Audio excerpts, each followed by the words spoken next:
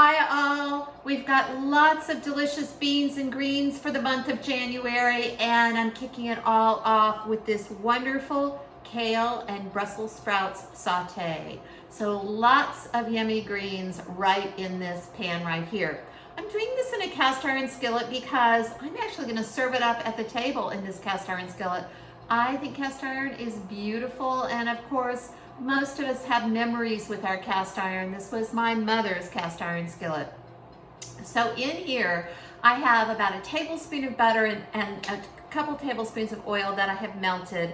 And then what I did was put in a ginormous, bigger than this was my smallest red onion that I had left, a big red onion that I had chopped. And now I've sauteed it down. I don't really want it to get super brown, but it's just nice and soft and delicious now.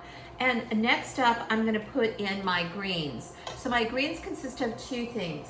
They are Brussels sprouts that I simply shredded in my little food processor. So if you have a small food processor, it'll take about 16 Brussels sprouts. And all I did with the Brussels sprouts was put them in. I didn't jam pack them. I actually took the bottoms off, and I'm going to turn this up so we can get it going.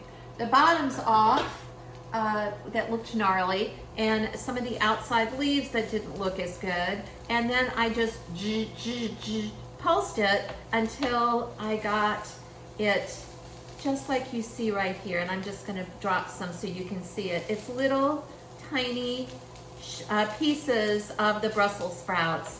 And I love serving Brussels sprouts that way. For Brussels sprout haters, they kind of like it. So I'm getting this going, and I'm going to turn up one more. And so that oil is taking care of my Brussels sprouts. I want to tell you about a couple more things. I forgot to put my garlic in, so don't do that. Do what I say, not what I do. So there goes my garlic in.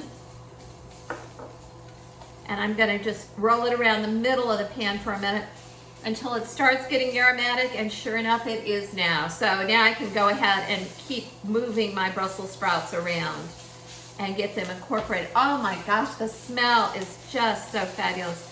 Now, I wanna talk a little bit about the kale while these Brussels sprouts are cooking down.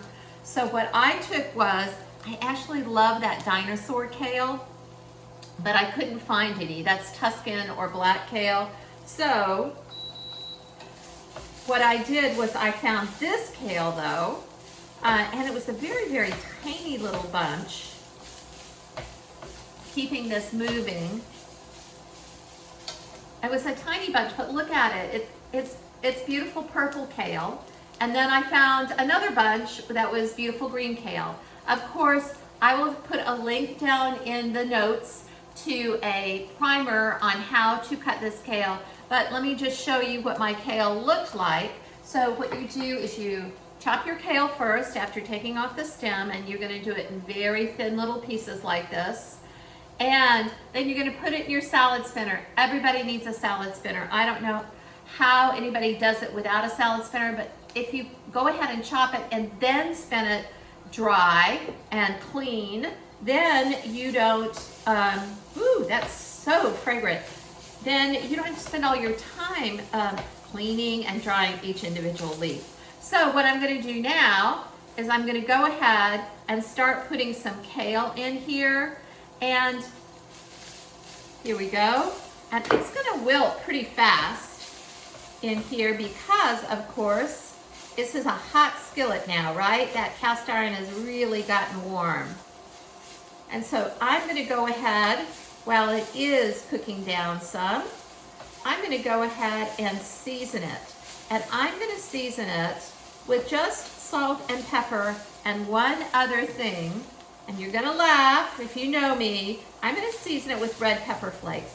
Because I don't know about you, but you know, I grew up in the South, and we had a bottle of hot peppers, the hot pepper vinegars, on the table at all the time when we were serving up any kind of greens. I'm going to take a few more of these and just put them in, and that's what you're going to do. As they cook down, you're just going to go ahead and keep adding those greens in. But look how thin those greens are, and you will know that they will cook fairly quickly. And you do need a pretty big pan, so if your cast iron is a little smaller, you might want to grab a larger pan, or you're gonna be doing this in a lot of batches. So, of course, we wanna season this with salt and pepper and then the red pepper flakes. So I'm gonna do that right now. So I'll put that right there. Oops, I got really excited with my kale. It's kind of flipped out everywhere. And so that's, I think I called for a sprinkle of salt, and that's about a sprinkle, y'all. That's about a 1/4 teaspoon. Remember, greens are very bland, so you do need to absolutely season them. And then I'm giving it some really good grind of freshly ground pepper, or freshly, I guess it is a ground. And I'm having a moment with pepper blends, so you can use black pepper, or you can use a pepper blend. And then last but not least, I am gonna put in some red pepper flakes, and then I'm gonna continue to move this around for a few minutes. So here we go. I wish you were in the kitchen with me right now. I wish I was cooking for you at Cancer Wellness together, because it just smells divine in here.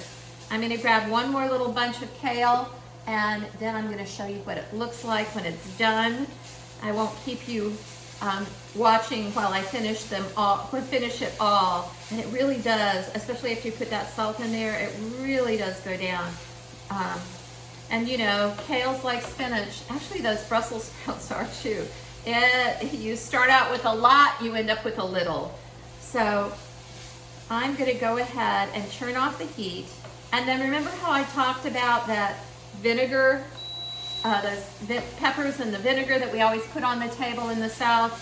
Well, what I'm gonna use, once I've turned off the heat, is I'm gonna use about a teaspoon of red wine vinegar right in there. That's gonna give it that kind of pop of acidity that we expect to have with yummy greens. And then last but not least, we want some texture in here, some really crunchy texture, because we're cooking down all our greens.